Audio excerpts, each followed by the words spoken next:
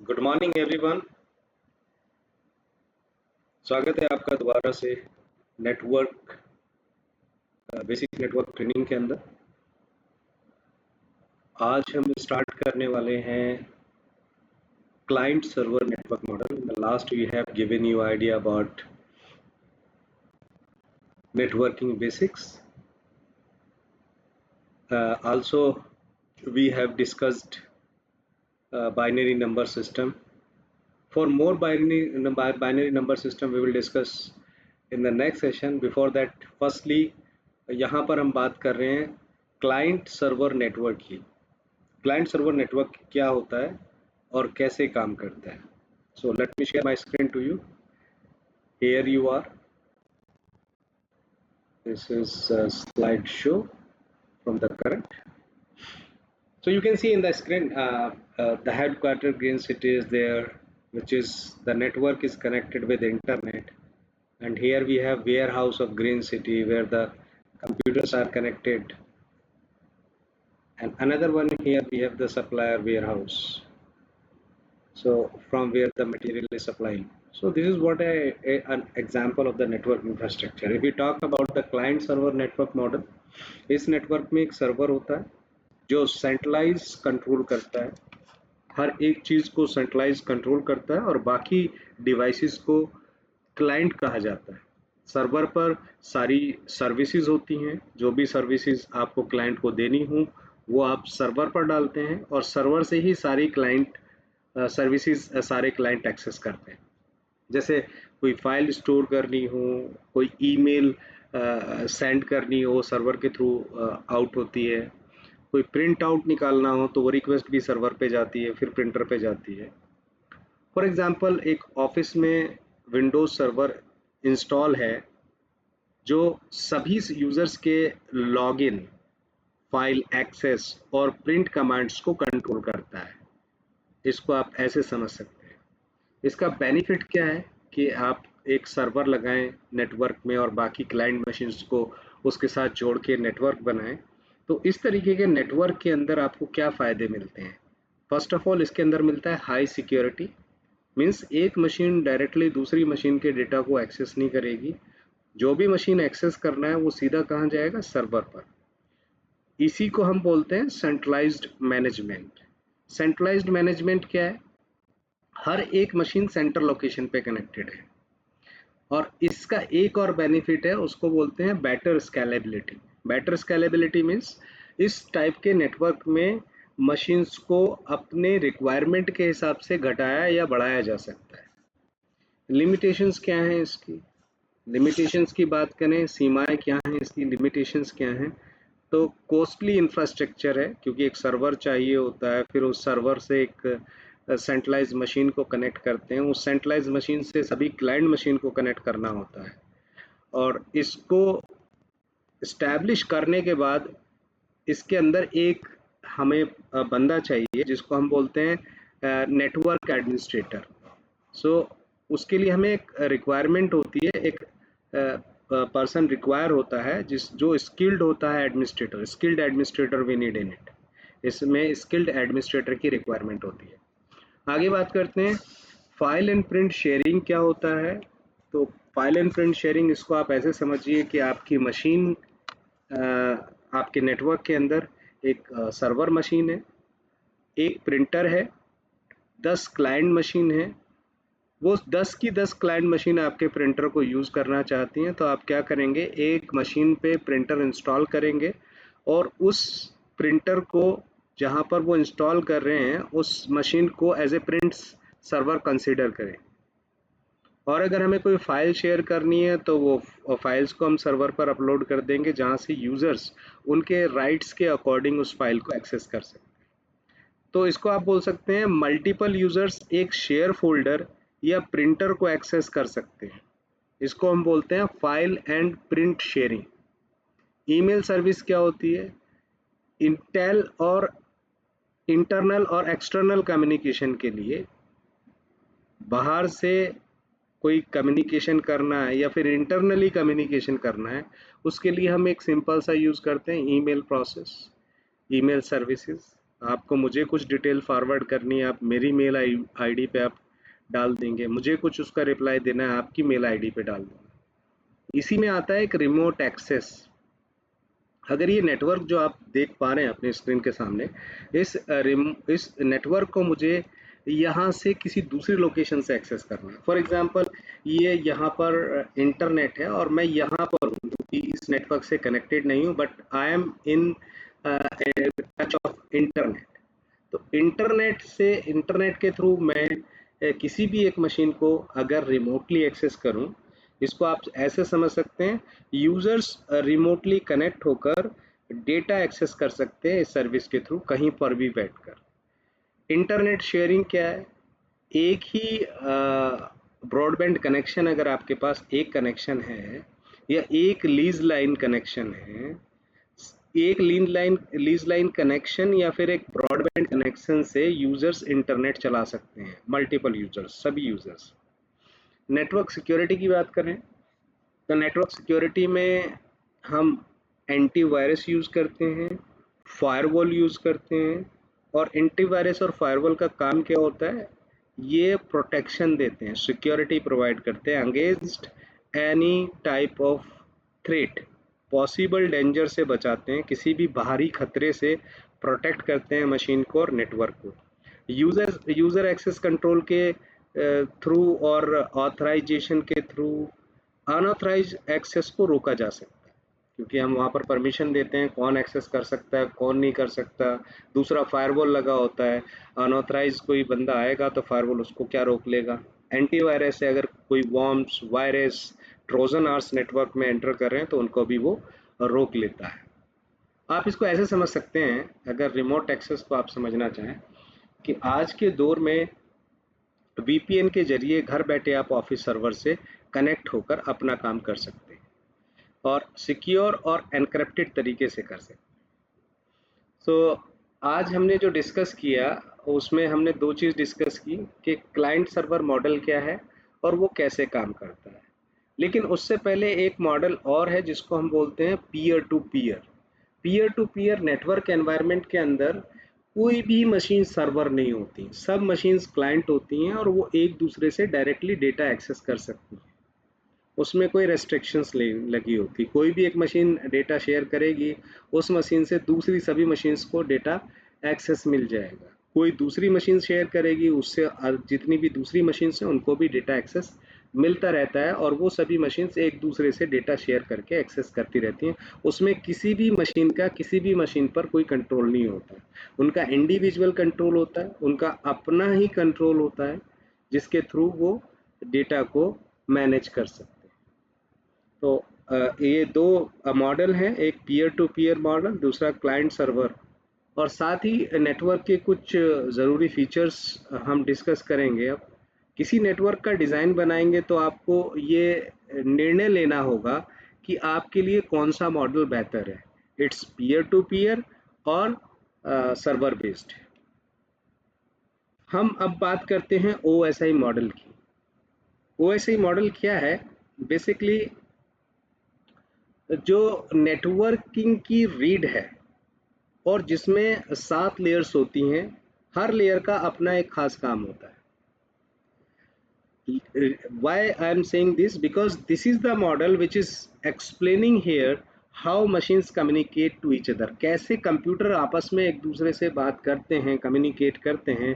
वो ये मॉडल एक एक्सप्लेनेशन देता है कि ये स्टेप्स होते हैं, ऐसे डेटा ट्रांसफ़र होता है, फिर इसके पास आता है, यहाँ से ऐसे होता है। ये एक सिस्टम है, ये 7 लेयर का एक मॉडल है, it's concept, nothing more than that. लेकिन इसका नेटवर्किंग के स्टैंडर्डाइजेशन में एक बहुत इंपॉर्टेंट रोल है। स्टैंडर्ड रोल मीन्स ऐसे समझिए कि अगर आपको कोई प्रोडक्ट 1 केजी खरीदना है तो ऑल ओवर वर्ल्ड कहीं पर जाएंगे तो 1 केजी का वेट एक ही होगा, बिकॉज वो स्टैंडर्डाइज्ड है। ऐसा नहीं है कि आप इंडिया में 1 केजी कोई चीज़ उसकी कॉस्टिंग अलग, वो कॉस्टिंग अलग हो सकती है लेकिन उसका वेट वही होगा। 1 केजी जो यहाँ होगा वही साइड वाली कंट्रीज के अंदर होगा। 1 लीटर जो यहाँ होगा वो इंटरनेशनल मार्केट में 1 लीटर सब जगह ऐसा होगा। तो नेटवर्किंग का भी एक स्टैंडर्ड है जिसको मेज़र किया गया है OSI मॉडल से कि मशीन्स कैसे कम्युनिकेट करेंगी, और वो अगर इस मॉडल को यूज़ करके डिवाइसेस को कम्युनिकेट कराते हैं तो वो सारे सभी सभी डिवाइसेस का स्टैंडर्ड एक जैसा होगा, तो उसके लिए उनको कोई स्पेशल डिवाइस नहीं बनानी पड़ेगी। जैसे अगर अगर हम बात करें कि अगर हमें कम्युनिकेट करना है अमेरिकन से, अगर हमें कम्युनिकेट करना है ऑस्ट्रेलिया से, अगर हमें कम्युनिकेट करना है किसी भी दूसरी कंट्री से जहाँ पर वो दूसरी लैंग्वेज बोलते हैं, तो वहाँ पर कम्युनिकेट करने के लिए या तो हमको उनकी लैंग्वेज सीखनी पड़ेगी, या फिर वो हमारी लैंग्वेज सीखें, तब जाके कम्युनिकेशन पॉसिबल है। या एक और तरीका है कि एक एक लोकेशन के लिए या एक कंट्री के लिए एक ट्रांसलेटर यूज करेंगे। लाइक अगर मुझे हिंदी आती है और मुझे इंग्लिश जो बंदा बोलते हैं उनसे मुझे कम्युनिकेट करना है, तो वहाँ पर मुझे एक पर्सन चाहिए जिसको दोनों लैंग्वेज आती है। जब मैं हिंदी बोलूँ तो वो ट्रांसलेट करके उसे इंग्लिश में बताए, और जब वो इंग्लिश बोले वो ट्रांसलेट करके मुझे हिंदी में बताए। अगर मुझे ऐसे ही सभी कंट्रीज से 180 कंट्रीज से कम्युनिकेट करना है, तो मुझे कितने सारे कम्युनिकेटर और ट्रांसलेटर की रिक्वायरमेंट होगी, और वो ट्रांसलेटर सही ट्रांसलेट करेंगे इसकी भी कोई गारंटी नहीं है। तो यहाँ पर अगर हम एक दूसरा कंसेप्ट उठा लेते हैं कि अगर हम सब कंट्रीज के अंदर एक इंटरनेशनल लैंग्वेज को ले आएं, तो उससे कम्युनिकेशन आसान हो जाएगा। अगर हम सबको बोलें कि अगर आपको इंटरनेशनल लेवल पे आना है तो आपको इंग्लिश सीखनी पड़ेगी, तो एक एक इंग्लिश क्या हो गई, स्टैंडर्डाइज लैंग्वेज हो गई, जिसको आप सीख कर आसानी से किसी पे भी डायरेक्टली कम्युनिकेट कर सकते हैं। ऐसी नेटवर्क के अंदर अगर आप डिवाइसेस डेवलप कर रहे हैं, एक डिवाइस बनाने वाली कंपनी है, तो आप अपने कंसेप्ट से उस डिवाइस को बनाएंगे। आपको नेटवर्किंग कार्ड बनाना है तो आप अपने तरीके से नेटवर्किंग कार्ड बनाएंगे। दूसरी कंपनी अपने तरीके से बनाएगी क्योंकि वो दूसरे कंट्री के अंदर है, उनका मैन्युफैक्चरिंग स्टाइल अलग होगा, आपका अलग होगा। वो कुछ और तरीका यूज़ करेंगे, आप कुछ और तरीका यूज़ करेंगे।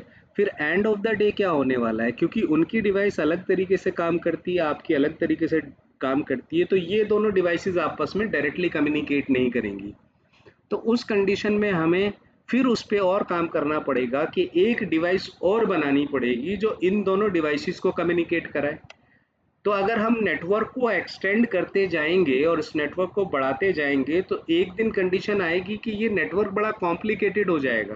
कहाँ से किसको ट्रांसलेट कराना है, कि किधर कौन से डिवाइस से किस डिवाइस को ट्रांसलेट कराना है।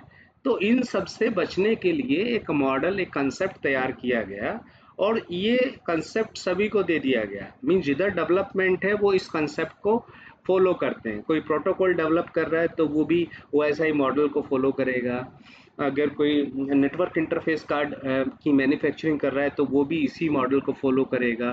तो नेटवर्किंग से रिलेटेड जितना भी इंफ्रास्ट्रक्चर है और उसके अंदर जितनी भी डिवाइसेस यूज होती हैं, उनके लिए एक स्पेसिफिक मॉडल तैयार कर दिया गया स्टैंडर्डाइजेशन के लिए। उसको बोलते हैं हम OSI मॉडल। अब इसको हम बहुत गहराई से समझते हैं। आज हम बात करेंगे नेटवर्क की सबसे महत्वपूर्ण कॉन्सेप्ट की, OSI मॉडल की। इसको बोलते हैं हम open system interconnection model. OSI model एक कंसेप्चुअल फ्रेमवर्क है जिसे ISO international organisation for standardisation ने डिजाइन किया है, उसने पास आउट किया है। इसका उद्देश्य यह है, और ये एक्सप्लेन करता है, और इसका उद्देश्य एक्सप्लेन करना है कि डेटा एक कंप्यूटर से दूसरे कंप्यूटर तक कैसे ट्रेवल करता है। And it's explain everything step by step, layer by layer. अगर हम बात करते हैं तो इस मॉडल के अंदर you can see in front of you we have 7 layers. इस OSI मॉडल में कुल 7 लेयर्स हैं। Physical layer, data link layer, network layer, transport layer, session layer, presentation layer and application layer. हर एक लेयर का individual work है। आइए समझते हैं एक एक करके लेयर के बारे में।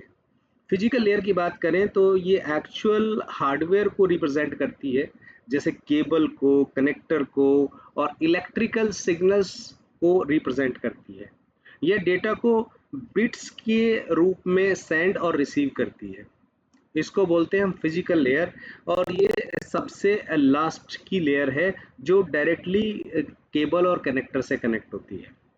इसके बाद बात करते हैं हम data link layer. Data link layer mac ये लेयर मैक एड्रेस और स्विचेस के साथ काम करती है।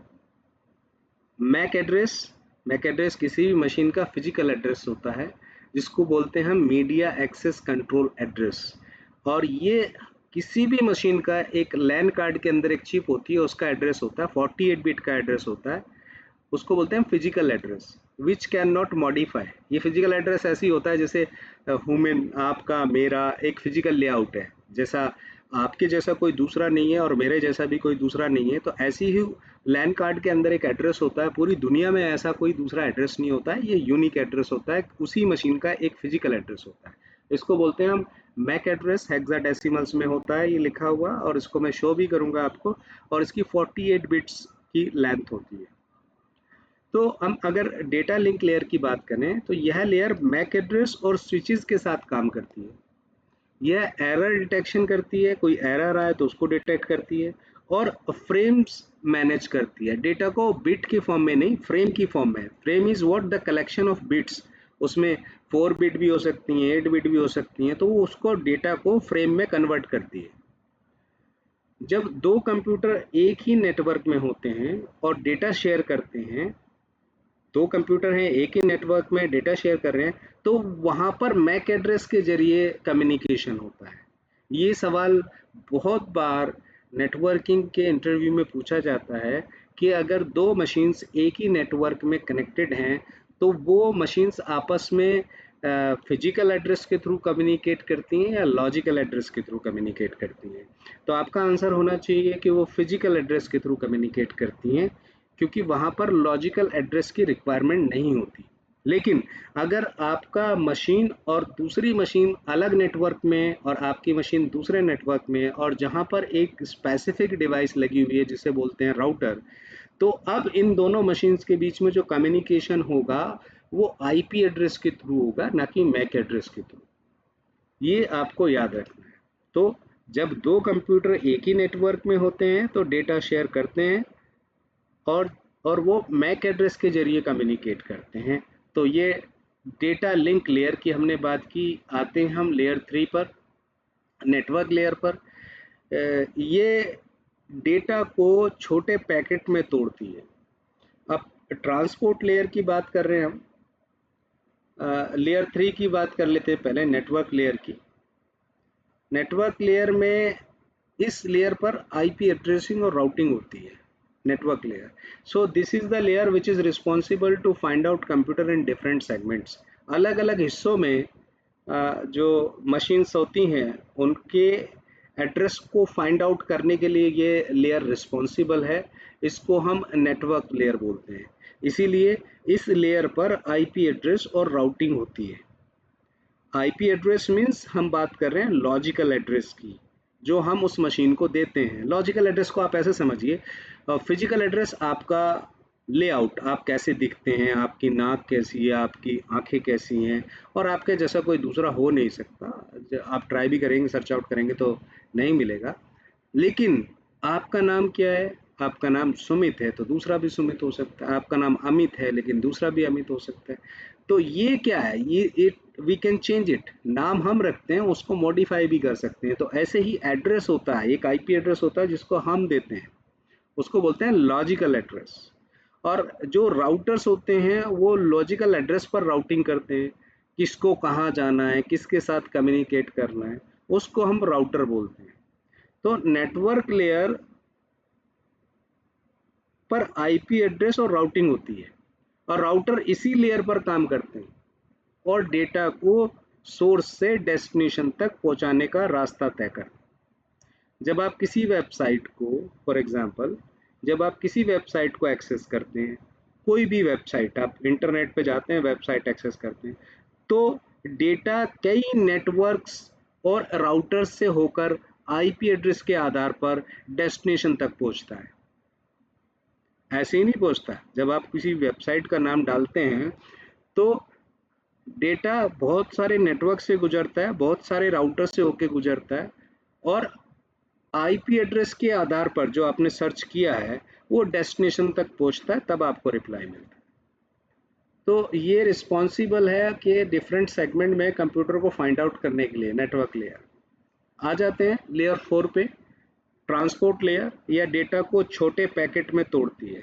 मींस ट्रांसपोर्ट लेयर का काम क्या है, आपको 10 एमबी डेटा ट्रांसफर करना है। अब 10 एमबी डेटा एकदम से केबल के अंदर तो जा नहीं सकता, क्योंकि आपकी जो केबल की स्पीड है वो 10 एमबीपीएस हो सकती है, 100 एमबीपीएस हो सकती है, 1000 एमबीपीएस हो सकती है, और आपके पास डेटा है 1 जीबी। तो डेटा कैसे ट्रांसफर होगा, वो तो नहीं हो सकता। अब ये लेयर क्या करेगी, उस डेटा को 10 एमबी के पैकेट्स में ब्रेक कर देगी, उस डेटा को 100 एमबी के पैकेट्स में ट्रांसफर कर देगी, जैसा मीडिया ट्रांसफर कर सकता है उसके हिसाब से। तो आप ये बोल सकते हैं transport layer is responsible to cut data into small chunks. उनको छोटे छोटे पैकेट में कट करती है और उन पैकेट्स पे एक नंबर डाल देती है। वो नंबर डालने का मतलब ये है कि अगर ये यहाँ से पैकेट्स जाएंगे तो डेस्टिनेशन पे जाके उसी नंबर सीक्वेंस में अरेंज हो जाएंगे, जिससे डेटा राइट फॉर्मेट में मिलेगा। अगर डेटा ऐसे ही कट होके पहुंचेगा तो कोई डेटा कहाँ लगेगा, कोई पैकेट कहाँ जुड़ेगा, अलग अलग जगह पे जुड़ेंगे और डेटा का फॉर्मेट चेंज हो जाएगा। वो समझ ही नहीं आएगा क्या डेटा उधर से आया था और क्या रिसीव हुआ। तो ट्रांसपोर्ट लेयर दो काम करती है, एक तो डेटा को कट करती है स्मॉल पैकेट्स में, तोड़ती है, और उस पर एक डेस्टिनेशन पर एक उसको सही सीक्वेंस में पहुंचाती है, जिससे वो उसको नंबर असाइन करती है, packet number 1, packet number 2, packet number 3, like that. और ये टीसीपी यूडीपी प्रोटोकॉल का उपयोग करती है। ट्रांसपोर्ट लेयर टीसीपी और यूडीपी प्रोटोकॉल का यूज करती है, उपयोग करती है। जब हम यूट्यूब पर वीडियो चलाते हैं, जब आप इस वीडियो को देख रहे हैं, तो ट्रांसपोर्ट लेयर सुनिश्चित करती है कि डेटा पैकेट सही क्रम में पहुंचे या नहीं। अगर वो उल्टे सीधे पहुंचेंगे तो वीडियो कहीं का कहीं हो जाएगा। तो ये ट्रांसपोर्ट लेयर का वर्क है। It's very important to understand. Transport layer हमने डिस्कस कर लिया, अब हम आते हैं सेशन लेयर पर। सेशन लेयर को समझने के लिए ये बहुत ज़रूरी है। ये लेयर दो सिस्टम के बीच सेशन को एस्टैब्लिश और मेंटेन करती है, और if the sessions are not running then terminate करती है उन सेशन को। जब आप जूम कॉल करते हैं, जूम कॉल करते हैं, या फिर कोई दूसरी ऑनलाइन सॉफ्टवेयर यूज करते हैं फॉर एक्सेसिंग, जूम को यूज करते हैं, जूम इज द नॉर्मली, या फिर टीम्स यूज करते हैं लोग आजकल। तो जूम, जब आप जूम को यूज करते हैं तो सेशन लेयर ही सेशन कंट्रोल करती है, कब शुरू हो और कब बंद हो। आपने 2 सेशन चला रखे हैं, 3 सेशन चला रखे हैं, उसको कंट्रोल करने का काम क्या है, वो मिक्सअप ना हो, सेपरेट रहें, तो उसका काम किसका होता है, सेशन लेयर का। आ जाते हैं नेक्स्ट लेयर पे, प्रेजेंटेशन लेयर।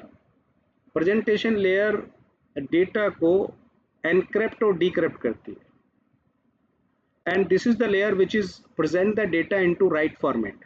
तो जब डेटा यहाँ से नेटवर्क में जा रहा है तो वो सिंपल डेटा है, तो ये क्या करेगी लेयर, उसको डीक्रिप्ट कर देगी, एनक्रिप्ट कर देगी।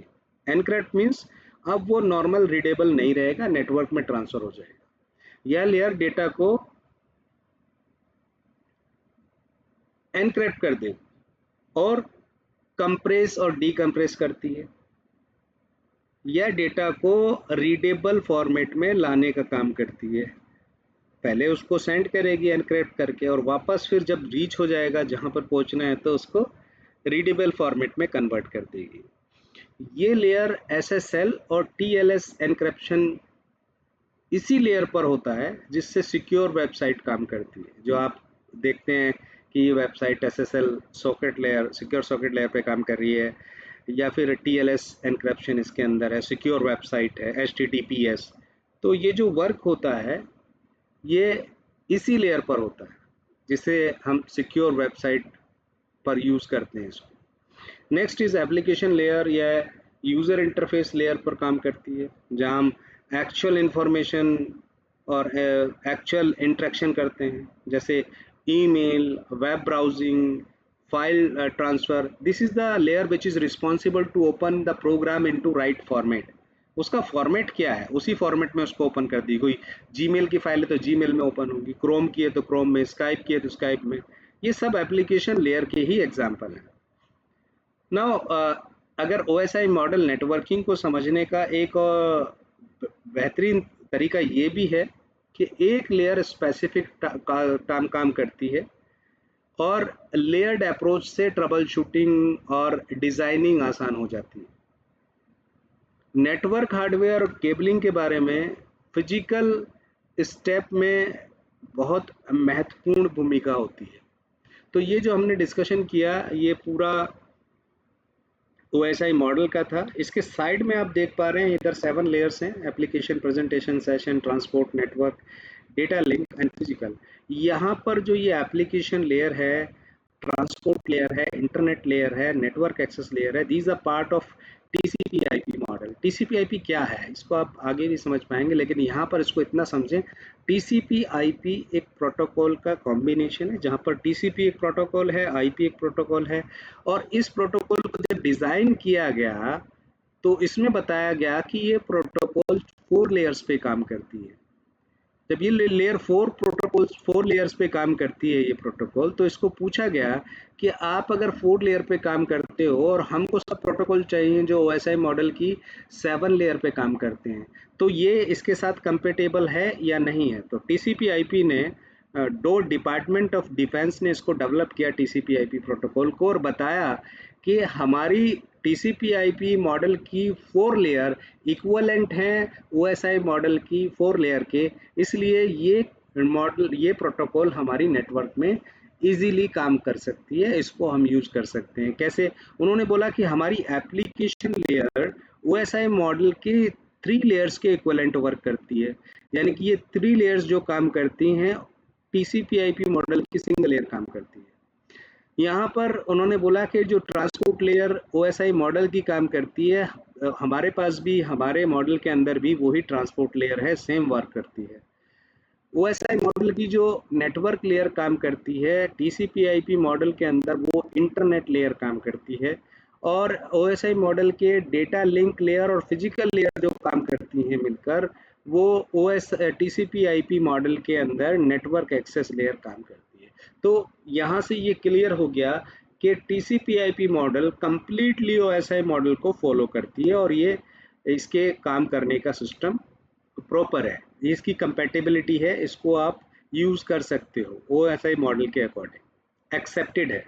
नाउ अब बात करते हैं कि यहाँ पर काम कैसे करती हैं लेयर्स. सो कोई भी वेब ब्राउज़र जब ब्राउज़र को ओपन करता है तो सबसे पहले रिक्वेस्ट एप्लीकेशन पे जाती है, एप्लीकेशन उसको कन्वर्ट करता है प्रेजेंटेशन से वो सेशन में जाती है, सेशन से नेटवर्क, ट्रांसपोर्ट से नेटवर्क से डेटा लिंक लेयर, और यहाँ पर फिजिकल लेयर उसको फाइनली बिट में कन्वर्ट करती है. वो बिट यहाँ से चलती है और बिट यहाँ पर रिसीव होती है. इस बिट को ये यहाँ पर भेजता है, ये इसको फ्रेम बनाता है, फ्रेम से यहाँ पर जाकर इसको ये एड्रेसेस वगैरह चेक होता है, यहाँ पर इसके पैकेट का अरेंजमेंट हो जाता है, ये सेशन चेक करता है किस सेशन का डेटा है, ये उसको रीडेबल बनाता है, डीक्रप्ट करता है, और फाइनली ये इसको एप्लीकेशन में ओपन कर देता है. तो यहाँ से वेबसाइट के लिए आपने रिक्वेस्ट डाला और ये सारा प्रोसेस हुआ और यहाँ पर आपके मशीन के अंदर वेबसाइट चल गई. तो इंटरनल फंक्शन ये है, ये एक मॉडल है, इट्स ट्राई टू अंडरस्टैंड, इसका कोई प्रैक्टिकल नहीं होता, बस इस स्टैंडर्ड को फॉलो करके सारी नेटवर्किंग प्रोटोकॉल्स और सभी नेटवर्किंग डिवाइसेस को डिज़ाइन किया गया है. बात करते हैं, अगर इसको हम क्या बोलें, ओपन सिस्टम इंटरकनेक्शन मॉडल है, एक standard means of describing the network communication by defining it as a series of layers each with a specific input and output. हर एक लेयर का एक स्पेसिफिक आउटपुट है और उसका स्पेसिफिक इनपुट है. यहाँ पर कुछ हम डिस्कशन कर रहे हैं लेयर नंबर्स का. तो यहाँ लेयर नंबर्स के अलग अलग रूल्स हमने डिस्कस कर लिए हैं अर्लियर. लेयर 7 का वर्क क्या है, लेयर 6 प्रेजेंटेशन लेयर है, लेयर 5 सेशन लेयर है, कैसे काम करती है, लेयर 4 ट्रांसपोर्ट लेयर है, ये सब मैं एक्सप्लेन कर चुका हूँ. आगे चलते हैं. यहाँ पर कंपैरिजन है 3 मॉडल्स का. सबसे पहले एक मॉडल है OSI मॉडल, उसके बाद एक मॉडल है डॉड मॉडल, उसके बाद एक मॉडल है TCP/IP model. So 4-layer networking model developed by the United States Department of Defense, DOD, is basically comparatively OSI model. We can try to match these. Okay, these are basically work can work together. So ये आपस में काम कर सकते हैं, इनको आपस में आप यूज कर सकते हैं, क्योंकि इनके अंदर वर्किंग, इंटरनल वर्किंग सेम है जैसे OSI मॉडल के अंदर होता है. यहाँ पर आप OSI मॉडल के अंदर देखते हैं 7 लेयर्स हैं. डॉड डिपार्टमेंट ऑफ डिफेंस जो उन्होंने डिज़ाइन किया मॉडल, उसके अंदर एक प्रोसेस एप्लीकेशन है, उसके बाद एक होस्ट टू होस्ट लेयर है, एक इंटरनेट लेयर है, एक नेटवर्क एक्सेस लेयर. तो तीनों मॉडल्स में कुछ चीज़ें कॉमन है. क्या यहाँ पर दोनों मॉडल TCP/IP मॉडल और डॉट मॉडल, इसके अंदर 4 लेयर हैं और OSI मॉडल के अंदर 7 लेयर्स हैं. लेकिन यहाँ पर जो एप्लीकेशन लेयर है और प्रोसेस एप्लीकेशन लेयर है और OSI मॉडल की 3 लेयर्स हैं, एप्लीकेशन, प्रेजेंटेशन, सेशन, ये सभी लेयर्स एक जैसा ही काम करती हैं. यानी कि डॉट मॉडल की layers, process application layer is equivalent to application presentation session layer. यहाँ पर TCP/IP की ट्रांसपोर्ट लेयर, डॉट मॉडल की होस्ट टू होस्ट लेयर और OSI मॉडल की ट्रांसपोर्ट लेयर, इनका वर्क सेम है. TCP/IP मॉडल की इंटरनेट लेयर, डॉट मॉडल की इंटरनेट लेयर और OSI मॉडल की नेटवर्क लेयर का वर्क सेम है. TCP/IP मॉडल नेटवर्क एक्सेस और डॉट मॉडल की नेटवर्क एक्सेस और OSI मॉडल की data link and physical layer का वर्क सेम है. तो यहाँ से ये क्लियर होता है कि ये डॉट मॉडल लेयर और OSI मॉडल लेयर, ये आपस में इनकी कंपैटिबिलिटी OSI मॉडल के साथ है और ये OSI मॉडल को फॉलो करती है. आगे चलते हैं. यहाँ पर हमने कुछ डिवाइसेस को एसोसिएट किया है, जोड़ा है. कभी कभी हमारे एग्जामिनेशन में आता है कि OSI लेयर से रिलेटेड डिवाइसेस का क्वेश्चन, कि कौन सी डिवाइस किस पर काम करती है और कैसे काम करती है. तो एप्लीकेशन लेयर की बात करें तो एप्लीकेशन लेयर, जहाँ पर भी आप प्रॉक्सी सर्वर्स की बात करते हैं, वो सब प्रॉक्सी सर्वर्स एप्लीकेशन लेयर पे काम करते हैं. Presentation layer application proxy servers पे काम करती है. Session layer basically this is controlled by the firewall. Transport layer भी फायरवॉल के थ्रू कंट्रोल्ड होता है, यानी कि आप बोल सकते हैं फायरवॉल्स ट्रांसपोर्ट लेयर पे वर्क करते हैं. नेटवर्क लेयर, स्विचेस की बात करें, राउटर्स की बात करें, लेयर 3 स्विचेस की बात करें, फायरवॉल की बात करें, ये network firewalls, network layer firewalls भी मिलते हैं मार्केट के अंदर. तो नेटवर्क लेयर फायरवॉल्स पे काम करती है, राउटर्स पे काम करती है, स्विचेस पे काम करती है. डेटा लिंक लेयर की बात करें तो कुछ डिवाइसेस होती हैं, जैसे स्विचेस होते हैं, ब्रिजेस होते हैं, एक्सेस पॉइंट होते हैं. सो ये सब डेटा लिंक लेयर पे ही काम करते हैं. फिजिकल लेयर की बात करें, hub, repeater, the patch panels, the cables and network cards, ये सब क्या है, ये फिजिकल लेयर डिवाइसेस हैं जो कि एसोसिएट हैं OSI मॉडल के अंदर. तो आप बोल सकते हैं OSI मॉडल के साथ के अंदर जो एसोसिएटेड नेटवर्क डिवाइसेस हैं वो ये हैं. यहाँ पर 7 लेयर्स का डिस्कशन. डेटा एनक्रिप्शन क्या होता है, डेटा एनकैप्सुलेशन और डीकैप्सुलेशन क्या होता है. डेटा एनकैप्सुलेशन एक प्रोसेस है. किसी डेटा को आप, डिलीवरी इंफॉर्मेशन को, एक्चुअल डेटा को ट्रांसमिट करना चाहते हैं, तो उसको वो आपने क्या किया, उसको किसी चीज़ के अंदर हाइड कर दिया, एनकैप्सुलेट. और जहाँ पर वो डेस्टिनेशन पे पहुँच गया तो वहाँ उसको आपने ओपन कर दिया. एनकैप्सुलेशन इसको बोलेंगे तो ये process of adding delivery information to the actual data transmitted on each layer of OSI और TCP/IP मॉडल. उसके साथ वो पूरी लेयर्स की डिटेल्स ऐड ऑन हो जाती है कि भाई कौन सी लेयर पे क्या, पूरा डेटा उसी के अकॉर्डिंग काम करता है. So encapsulation the transmitting end, decapsulation at the receiving end. तो जब कोई डेटा चलता है तो उसके साथ एक हेडर ऐड ऑन हो जाता है कि ये डेटा चला यहाँ से, इसके साथ एप्लीकेशन लेटर का, एप्लीकेशन सेशन का ये है, सेशन का ये है, ट्रांसपोर्ट का ये है, नेटवर्क के साथ हेड और एंड होते जाते हैं. उसको बोलते हैं एनकैप्सुलेशन प्रोसेस. पूरी लेयर्स का इंफॉर्मेशन आएगा, जब वो रिसीव होगा एक एक करके वो इंफॉर्मेशन हटता चला जाएगा.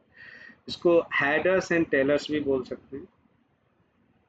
यहाँ आप देख सकते हैं कि जब कोई डेटा जा रहा है, ट्रांसफ़र हो रहा है, तो उसके साथ फर्स्ट एप्लीकेशन लेयर की इंफॉर्मेशन ऐड ऑन हुई, फिर उसके बाद उसके साथ ट्रांसपोर्ट लेयर की इंफॉर्मेशन ऐड ऑन हुई, फिर उसके बाद इंटरनेट लेयर की इंफॉर्मेशन ऐड ऑन हुई, उसके बाद फिर नेटवर्क लेयर की इंफॉर्मेशन ऐड ऑन हुई, और पूरी इंफॉर्मेशन डेटा के साथ ऐड ऑन होने के बाद यहाँ पर आई। फिर यहाँ से एक एक इन्फॉर्मेशन हटती जाएगी। पहले नेटवर्क एक्सेस की इन्फॉर्मेशन हटी, फिर यहाँ से रिसीव हो गई इंटरनेट लेयर की इन्फॉर्मेशन, फिर यहाँ पर रिसीव हो गई ट्रांसपोर्ट लेयर की इन्फॉर्मेशन, एंड फाइनली डेटा यहाँ पर पहुँच गया, एप्लीकेशन डेटा। तो इसको बोलते हैं एनकैप्सुलेशन और डीकैप्सुलेशन। तो यहाँ पर एनकैप्सुलेट हो रहा है डेटा, ट्रांसमिट हो रहा है, और यहाँ पर रिसीवर एंड पर डीकैप्सुलेट हो रहा है। यहाँ पर वापस वैसे ही डेटा हो रहा है जैसे जब उसको सेंड करने के टाइम में उसको तैयार किया गया था। डेटा पैकेट्स क्या हैं? It's very important in networking. बहुत बार आप सुनोगे डेटा डेटा पैकेट कैप्चर कर लिया, आपने सुना होगा कि यहाँ पर डेटा फिल्टर हो गया, डेटा कैप्चर हो गया, डेटा पैकेट को यहाँ से ट्रैक कर लिया, कितने डेटा यहाँ से जा रहा है, ये पैकेट्स के थ्रू आप काउंट कर सकते हैं। तो ये है क्या डेटा पैकेट? डेटा पैकेट एक unit of data transferred between the devices that communicate over a network। ये एक यूनिट है डेटा की जो दो डिवाइसेस के बीच में ट्रांसफर हो सकती है कम्युनिकेशन के लिए। और पीडीयू क्या है? प्रोटोकॉल डेटा यूनिट है, एक टर्म है जो डेटा पैकेट्स को फ्रेम्स, पैकेट्स और segments and datagrams that can carry the information across a network. ये फ्रेम्स के फॉर्म में भी हो सकता है। एक टर्म है जिसको हम यूज़ कर सकते हैं, ये पीडीयू। किसी भी डेटा के दो पार्ट होते हैं, एक हेडर होता है, एक टेलर होता है, उसके बीच में क्या होता है? डेटा पैकेट होता है। सो यहाँ पर ओएसआई मॉडल और पीडीयू की बात करते हैं कि पीडीयू प्रोटोकॉल डेटा यूनिट क्या है। अगर हम बात करें लेयर 7 पर जो डेटा होता है उसको किस तरीके का पीडीयू टाइप है, उसको बोलते हैं मैसेज। लेयर 6 पर जो पीडीयू टाइप है उसको भी हम मैसेज बोलते हैं। लेयर 5 पर जो डेटा टाइप है उसको हम मैसेज ही बोलते हैं। लेयर 4 पर जो डेटा टाइप है उसको सेगमेंट और डेटाग्राम बोलते हैं, उसको सेगमेंट और डेटाग्राम बोलते हैं। लेयर 3 पर, नेटवर्क लेयर पर जो डेटा ट्रांसफर होता है उसको हम पैकेट बोलते हैं। लेयर 2 पर जो डेटा ट्रांसफ़र होता है उसको हम फ्रेम बोलते हैं। और लेयर 1 पर जो डेटा ट्रांसफ़र होता है उसको हम बिट बोलते हैं या फिर बिट स्ट्रीम बोलते हैं। सो ये बहुत इम्पोर्टेंट है। Layer and PDU type question आते हैं। Tell the name of the transport layer data transmission PDU unit. So आप बोलेंगे data for transport layer PDU unit is a segment or datagram. Now it is very important. Now you need to identify the layers in OSI model. The network administrator at Green City Interior now poses the questions to you about OSI model. So you can discuss about some questions are there at the end of, you can discuss one by one how which is the layer. So firstly you will write the application layer, then session layer, then transport layer. You will check all the layers. And how you will remember this layer? Okay, how you will remember these layers? This is the OSI model. In this we have 7 layers are there. The first one layer is the application layer, which we call the topmost layer. Okay, and here which is the 7th layer, topmost layer. If we talk about the layer number 1 is physical layer, data link layer, network layer, transport layer, and just write the name of the layers here, and also write here the service of these layers and devices of these layers. So this is what the task you need to complete till we will start the next session. Okay, check this, do at your end. If you have any confusion you can write in comment, and you can ask to me on my contact details. Email address is also shared with you on the website. Okay, till the next session, bye everyone, see you next.